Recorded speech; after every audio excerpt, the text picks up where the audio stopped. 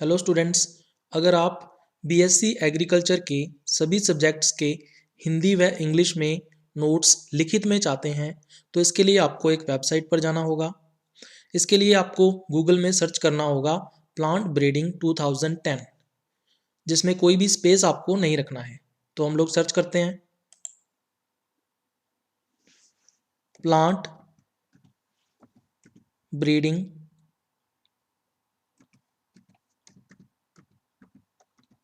2010 और उसके बाद आपको एंटर दबाना है। जैसे ही आप एंटर पर क्लिक करते हो तो आपको सबसे ऊपर की तरफ एक लिंक दिखाई देगा साइंस एंड एग्रीकल्चर बॉटनी के नाम से। ठीक है, ये वेबसाइट कौन सी है? Plant breeding 2010.blogspot.com। तो इस लिंक को आपको ओपन करना है, तो हम लोग इस पर क्लिक करेंगे। जैसे ही आप लिंक के ऊपर क्लिक करोगे तो आपको एक साइंस एंड एग्रीकल्चर बॉटनी के नाम से वेबसाइट ओपन हुई दिखाई देगी।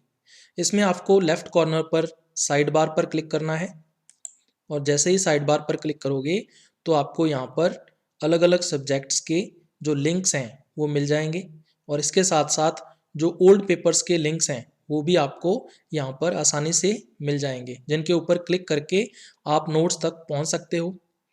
जो सब्जेक्ट्स यहाँ पर मेंशन नहीं हैं वो आने वाले टाइम में यहाँ पर ऐड कर दिए जाएंगे। जेनेटिक्स का नेक्स्ट लेक्चर है dominance relationships and gene interactions, प्रभाविता संबंध व जीन अंत्यक्रियाएं।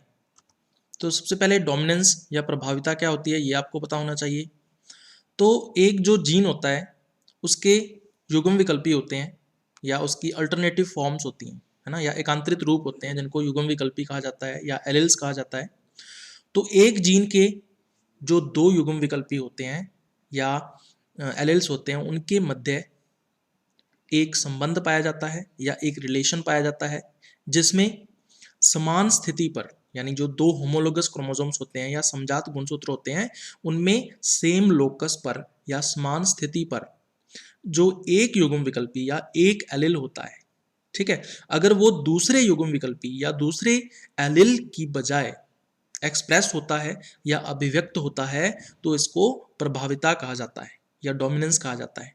ठीक है, अब इन दोनों एलिल्स या युग्म विकल्पियों में से जो युग्म विकल्पी F1 पीढ़ी में या F1 जनरेशन के अंदर अभिव्यक्त होता है या एक्सप्रेस होता है या जिसका लक्षण प्रकट हो जाता है उसको बोलते हैं प्रभावी युग्म विकल्पी या डोमिनेंट एलिल।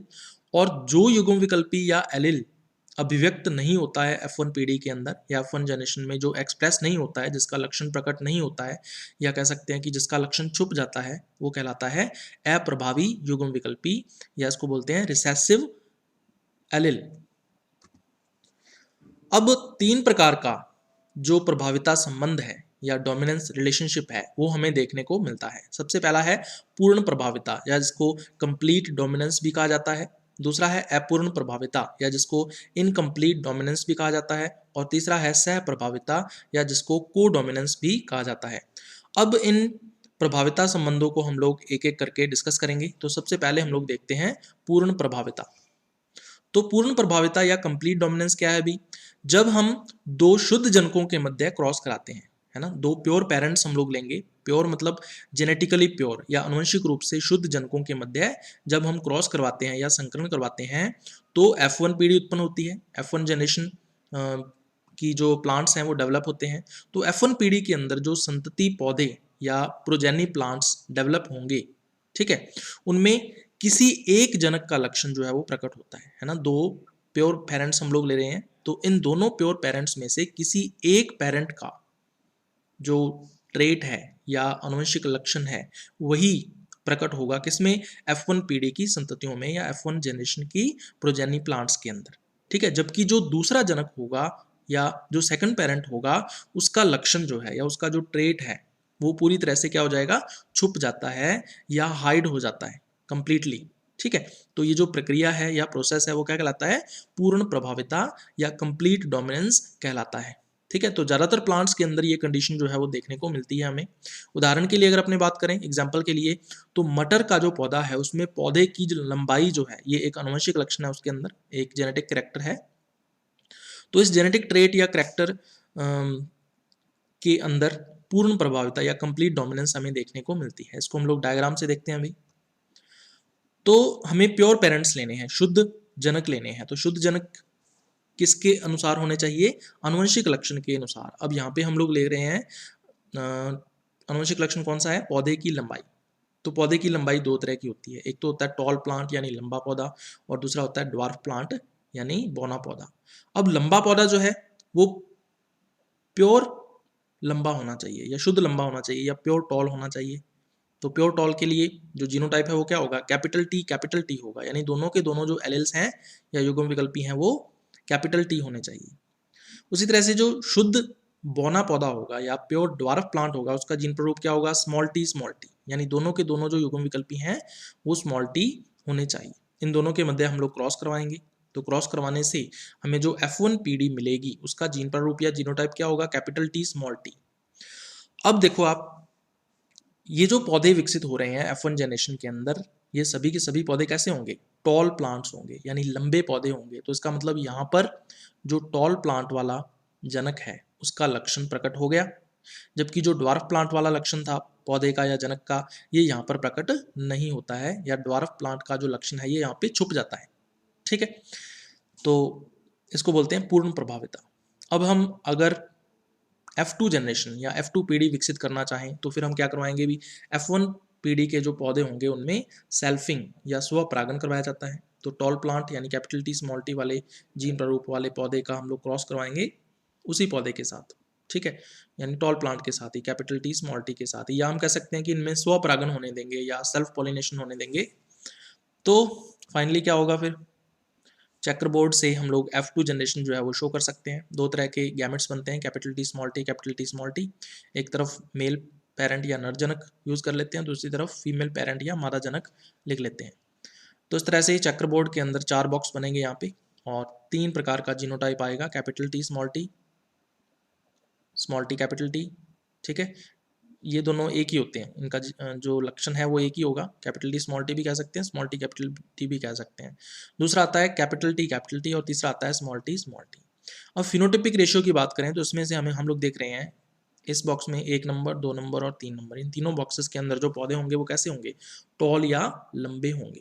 तो 3 पौधे हमें लंबे प्राप्त हुए, और लास्ट जो बॉक्स है 4th, उसके अंदर जो पौधे आएंगे वो क्या आएंगे? ड्वार्फ आएंगे या बौने आएंगे। तो एक जो है वो हमें बौना पौधा प्राप्त होता है। तो फिनोटिपिक रेशियो या लक्षण प्रारूप अनुपात क्या होगा? 3:1। जबकि जीनोटिपिक रेशियो की बात करें तो 3 तरह के जीनोटाइप यहाँ पे प्राप्त हो रहे हैं, कैपिटल टी, दूसरा कैपिटल टी स्मॉल टी, और तीसरा है स्मॉल टी। तो जीनोटिपिक रेशियो क्या हो जाएगा अभी? 1:2:1, यानी 1:2:1 हो जाएगा। उसके बाद दूसरा है अपूर्ण प्रभाविता या इनकम्प्लीट डोमिनेंस। तो इसमें क्या होता है, जब हम दो शुद्ध जनकों के मध्य क्रॉस करवाते हैं, इसमें भी हमें क्या करना है? अभी प्योर पेरेंट्स लेने हैं और उनके मध्य क्रॉस करवाना है। तो जब हम क्रॉस करवाते हैं तो हमें F1PD प्राप्त होती है, F1 जनरेशन मिलती है। तो उसके अंदर जो प्रोजेनी प्लांट्स या पादप संततियां होती हैं उनमें दोनों जनकों के जो लक्षण होते हैं, है ना, या दोनों पेरेंट्स हम लोग ले रहे हैं, प्योर पेरेंट्स या शुद्ध जनक, इनके जो ट्रेट्स होंगे या लक्षण होंगे वो आपस में मिक्सअप हो जाते हैं या मिश्रित हो जाते हैं, और मिश्रित होकर मिक्सअप होकर एक न्यू ट्रेट या एक नया लक्षण उत्पन्न करते हैं। ठीक है, जिससे इसका रिजल्ट क्या आता है? अभी F2PD के अंदर या F2 जनरेशन अगर हम बनाएंगे उसकी, तो लक्षण प्रारूप अनुपात या जो फिनोटिपिक रेशियो है वो चेंज हो जाता है या परिवर्तित हो जाता है। किस तरह से होता है वो हम लोग देखेंगे। और ये जो प्रक्रिया है वो क्या कहलाती है? अभी अपूर्ण प्रभाविता या इनकम्प्लीट डोमिनेंस कहलाती है। एग्जाम्पल या उदाहरण की बात करें तो दो पौधे हैं, दो प्लांट्स हैं जिनके फ्लावर्स का जो कलर है या पुष्पों का जो रंग है वो अपूर्ण प्रभाविता या इनकम्प्लीट डोमिनेंस प्रदर्शित करता है। तो ये दो प्लांट्स कौन कौन से हैं अभी? एक तो है मिराबिलिस जलापा, इसको 4 o'clock प्लांट के नाम से भी जाना जाता है। दूसरा है एंटीराइनम मेजस, जिसको डॉग फ्लावर भी बोलते हैं, या फिर इसको स्नैप ड्रैगन के नाम से भी जाना जाता है। तो ये दोनों के दोनों जो पौधे हैं इनमें 3 रंग के जो पुष्प हैं वो देखने को मिलते हैं। पहले हैं लाल रंग के पुष्प यानी रेड फ्लावर्स, दूसरे हैं गुलाबी रंग के पुष्प यानी पिंक फ्लावर्स, और तीसरे हैं सफेद रंग के पुष्प यानी व्हाइट फ्लावर्स। तो इनको हम लोग डायग्राम से समझते हैं अभी क्या है इनकम्प्लीट डोमिनेंस या अपूर्ण प्रभाविता। तो आप देख सकते हो भी यहाँ पे रेड फ्लावर वाले प्लांट का क्रॉस हम लोग करवाएंगे व्हाइट फ्लावर वाले प्लांट के साथ, लेकिन ये दोनों के दोनों प्योर होने चाहिए। तो रेड फ्लावर वाले का जीनोटाइप क्या हो जाएगा कैपिटल आर, और व्हाइट फ्लावर वाले प्लांट का जीनोटाइप क्या हो जाएगा स्मॉल आर स्मॉल आर। तो गैमेट्स बनेंगे, तो जब गैमेट्स बनते हैं तो एक ही एलील आता है अभी, तो यहाँ पे कैपिटल आर आ गया और यहाँ पे स्मॉल आर आ गया, तो ये गैमेट्स या युग्मक हो गए। अब फर्टिलाइजेशन होगा, निषेचन होगा और जाइगोट बनेगा, जाइगोट से एम्ब्रियो, एम्ब्रियो से फिर नेक्स्ट प्लांट जो है वो विकसित हो जाएगा। तो F1 जनरेशन या F1 पीढ़ी जो है वो विकसित हो जाएगी और इसके अंदर जीनोटाइप क्या आएगा कैपिटल आर स्मॉल आर होगा।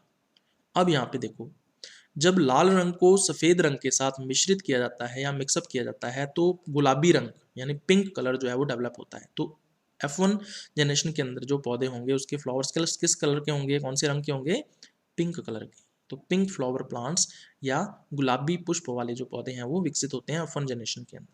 ठीक है, तो एक तीसरा ट्रेट या तीसरा लक्षण जो है वो प्रकट हो गया। इसको क्या बोलते हैं अपूर्ण प्रभाविता या इनकम्प्लीट डोमिनेंस बोलते हैं। इसका क्या मतलब है, इसका मतलब ये है कि दोनों जनकों में से कोई भी जनक ऐसा नहीं है जो पूर्ण रूप से अभिव्यक्त हुआ या पूर्ण रूप से एक्सप्रेस हुआ। दोनों आधा आधा अभिव्यक्त होते हैं। आधा जो ट्रेट है वो रेड फ्लावर प्लांट से आता है और आधा ट्रेट व्हाइट फ्लावर प्लांट से आता है, और दोनों के दोनों मिक्सअप होकर पिंक फ्लावर यानी कि गुलाबी पुष्प जो है वो उत्पन्न करते हैं। अब हम F2 पीढ़ी डेवलप करना चाहते हैं तो हम लोग सेल्फिंग करवाएंगे यानी स्वपरागन करवाएंगे।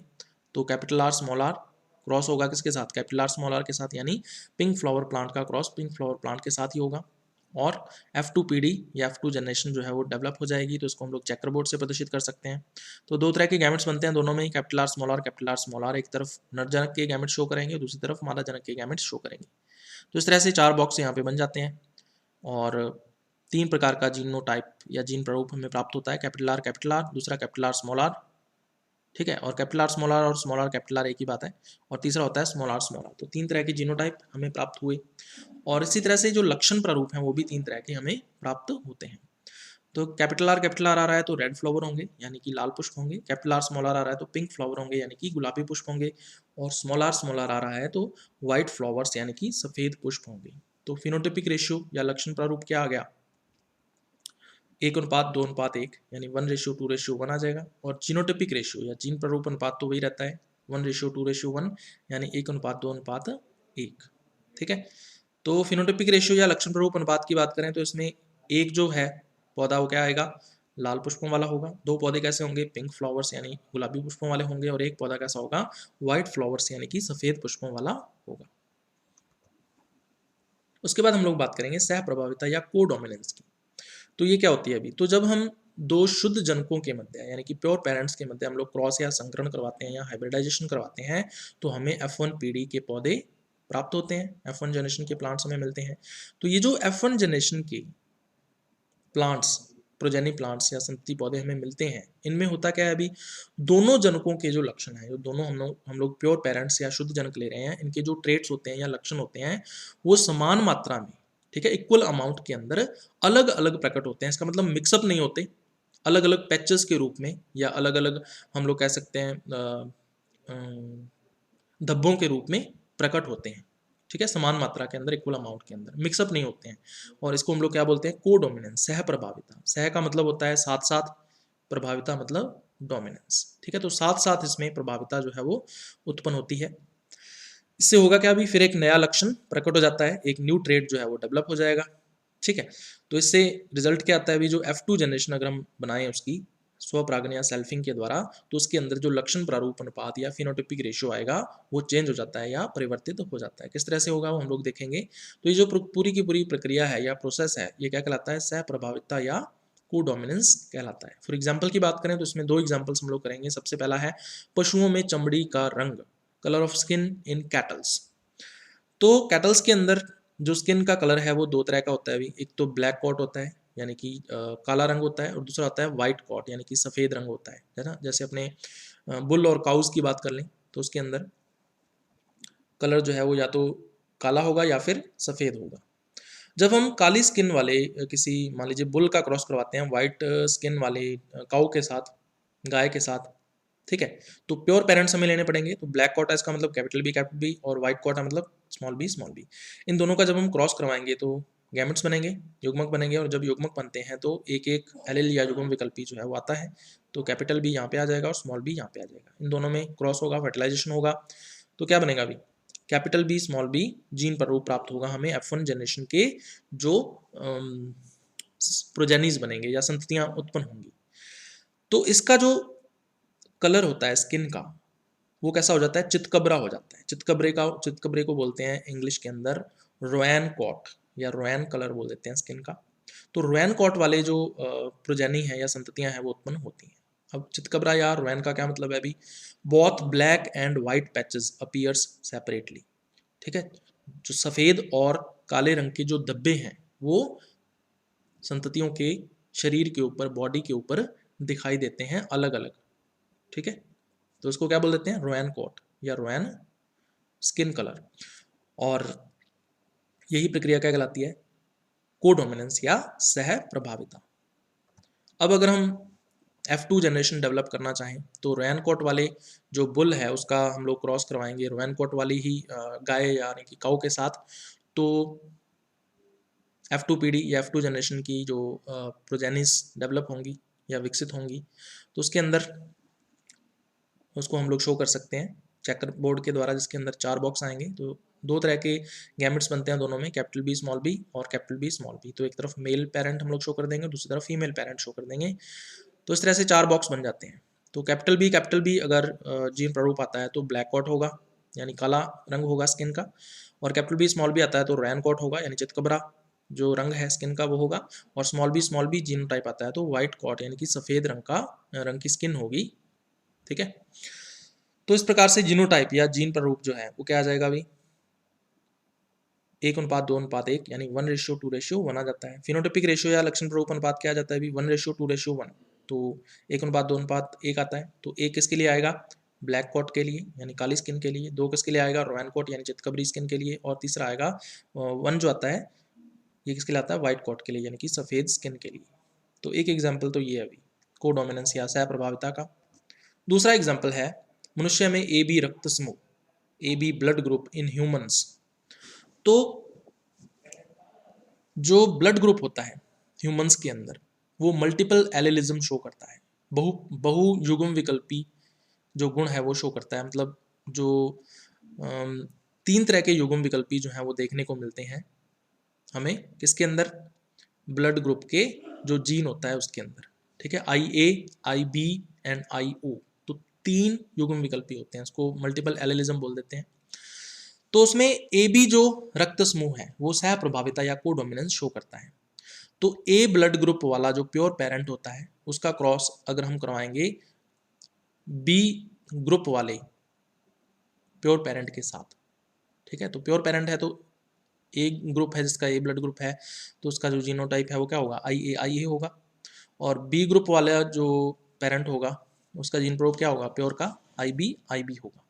तो उनका क्रॉस करवाएंगे तो गैमेट्स बनेंगे, युग्मक बनेंगे। तो जब युग्मक बनते हैं तो एक एक जो एलील या युग्म विकल्पी है वो आता है गैमेट्स के अंदर। तो IA यहाँ आ जाएगा, IB यहाँ आ जाएगा, इन दोनों में क्रॉस हुआ तो जो F1 जनरेशन या F1 पीढ़ी डेवलप होगी उसके अंदर IB जीन पर रूप आ जाता है। तो यहाँ पर IA जो एलील है या युग्म विकल्पी है उसका लक्षण भी प्रकट होगा, और IB जो युग्म विकल्पी है उसका लक्षण भी प्रकट होगा। तो ब्लड ग्रुप ना तो A होगा ना B होगा, A भी होगा B भी होगा, या हम कह सकते हैं AB ब्लड ग्रुप, एक नया ब्लड ग्रुप जो है वो विकसित हो जाता है प्रोजेनिस के अंदर, ठीक है। तो ये भी सह प्रभाविता या कोडोमिनेंस का बेस्ट एग्जाम्पल है। उसके बाद फिर हम लोग करेंगे जीन संक्रियाएं या जीन इंटरेक्शंस, ठीक है, या जीन अंत्यक्रियाएं भी बोल देते हैं इसको। तो इसमें क्या होता है, युग्म विकल्पियों व अयुग्म विकल्पियों की आपस में होने वाली क्रियाएं। अब युग्म विकल्पी क्या होते हैं, एक जीन के 2 रूप या 3 रूप हो सकते हैं, वो आपस में युग्म विकल्पी या एलिल्स कहलाते हैं। अयुग्म विकल्पी या नॉन एलिल्स क्या होते हैं, अभी 2 अलग अलग जो जीन है ना, 2 अलग अलग जीनों के जो एक से अधिक रूप होते हैं वो आपस में क्या कहलाते हैं, नॉन एलिल्स या अयुग्म विकल्पी कहलाते हैं। तो युग्म विकल्पी व अयुग्म विकल्पी यानी एलिल्स एंड नॉन एलिल्स इनके मध्य होने वाली क्रियाएं या रिएक्शंस जिससे सामान्य लक्षण प्रारूप अनुपात परिवर्तित हो जाता है। जो नॉर्मल फिनोटाइपिक रेशियो है वो चेंज हो जाता है या परिवर्तित हो जाता है, क्या कहलाती हैं? जीन संक्रियाएं या जीन इंटरेक्शंस कहलाती हैं। अब ये जीन इंटरेक्शंस दो प्रकार की हो सकती हैं या दो टाइप की होती हैं। पहला है इंट्राजेनिक या इंटर एलेलिक। इंट्राजेनिक का क्या मतलब है? एक ही जीन के अंदर। इंटर एलेलिक का मतलब एक ही जीन के दो युग्म विकल्पियों के मध्य होने वाली जो क्रियाएं हैं। तो एक ही जीन के या एक ही जीन के जो दो युग्म विकल्पी हैं या दो एलिल्स हैं उनके मध्य होने वाली जो संक्रियाएं हैं या इंटरेक्शंस हैं वो क्या कहलाती हैं? इंट्राजेनिक इंटरेक्शंस या इंटर एलिलिक इंटरेक्शंस कहलाती हैं। उदाहरण के लिए या एग्जाम्पल के लिए जैसे हमने अभी अभी किया है अपूर्ण प्रभाविता या इनकम्प्लीट डोमिनेंस, इसके अलावा हमने किया है सहप्रभाविता या को डोमिनेंस, इसके अलावा हमने हम लोग करेंगे बहुयुग्म विकल्पी या इसको मल्टीपल एलिलिज्म बोल देते हैं। तो ये इसके एग्जाम्पल्स हैं भाई। उसके बाद दूसरा आता है इंटरजेनिक या non allylic gene interactions.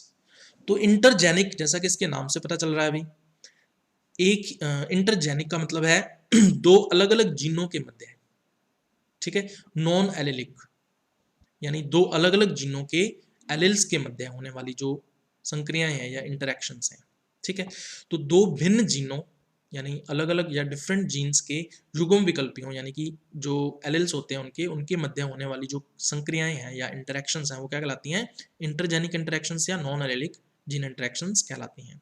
Example की बात करें तो बहुत सारे इसके एग्जाम्पल्स हैं, जैसे complementary gene, supplementary gene, epistasis, ठीक है, डुप्लीकेट जीन, इनहिबिटरी जीन, कई तरह की इंटरेक्शंस हैं जो हम लोग आने वाले लेक्चर्स में पढ़ेंगे, ठीक है। तो ये इंटरजेनिक या नॉन एलिलिक जीन इंटरेक्शंस के एग्जांपल्स हैं।